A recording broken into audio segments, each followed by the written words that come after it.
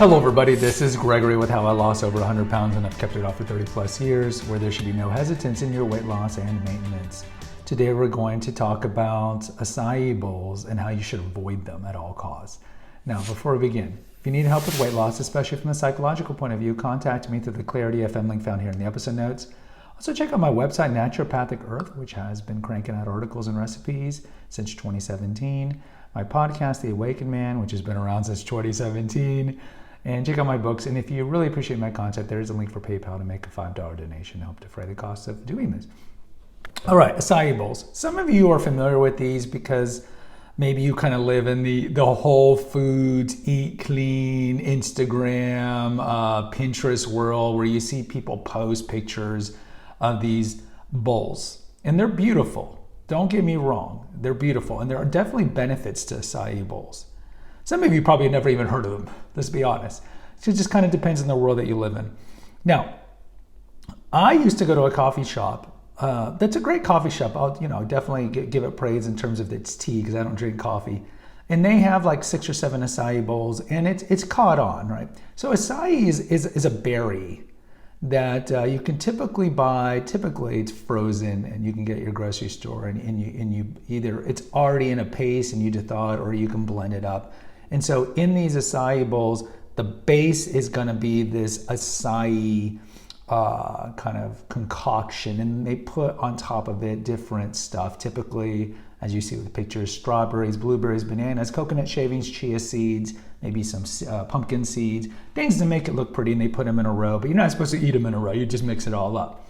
Now, if you've ever had an acai bowl, you know when you taste it, it's very fresh, but it's very sweet. And that's the problem with acai bowls is, yes, you can't deny that it's got a lot of antioxidants. You can't deny that it's got a decent amount of fiber and it's got a lot of phytonutrients, but you're getting that from the fruit and stuff they're putting on top, like chia seeds. And you guys know, I think by the time this comes out, I've already started the playlist of 20 kitchen items that help me with my weight maintenance. And no surprise, I'm going to have chia seeds in it, and I have an episode that's going to come out pretty soon about yogurt bowls and smoothies.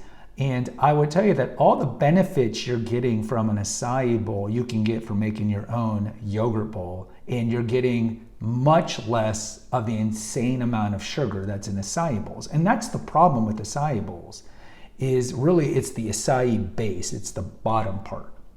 Because depending on what kind of bowl you get and what you're putting on top, you can get anywhere from minimum maybe like 20 grams of sugar to up to 60 to 70 grams of sugar. And that's like three sodas.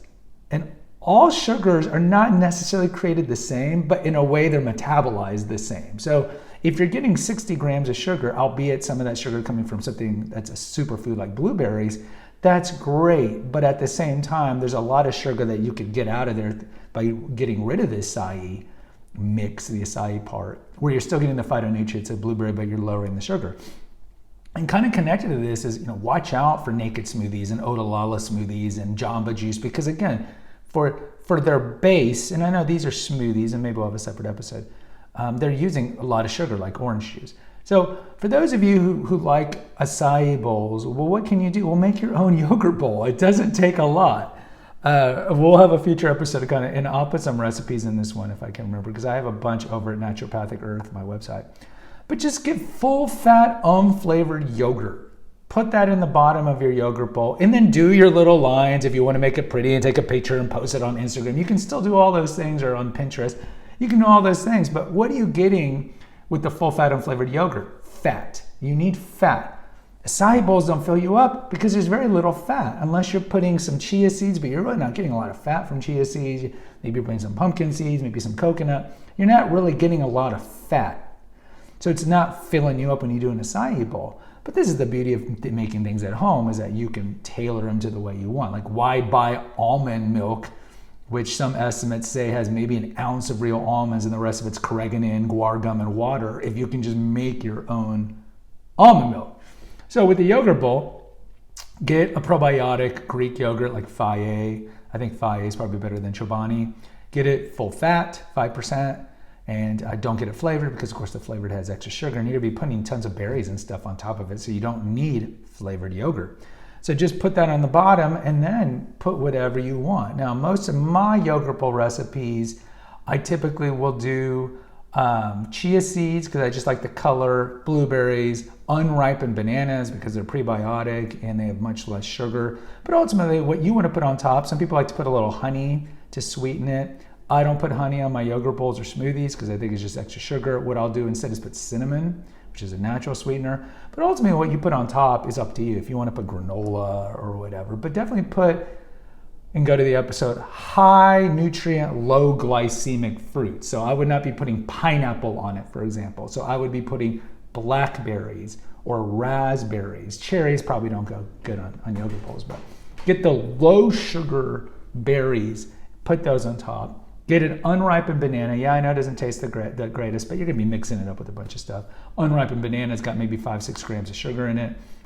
And then put some of the fatty stuff like chia seeds or pumpkin seeds or cinnamon, but ultimately it's up to you. My point is, there are benefits to acai bowls, but you can get essentially the same benefits by making your own yogurt bowl, make it in the morning, put it in a little glass container, and then take it to lunch if you need to. But you're getting all the benefits in an acai bowl with much less of the sugar if you just make a yogurt bowl.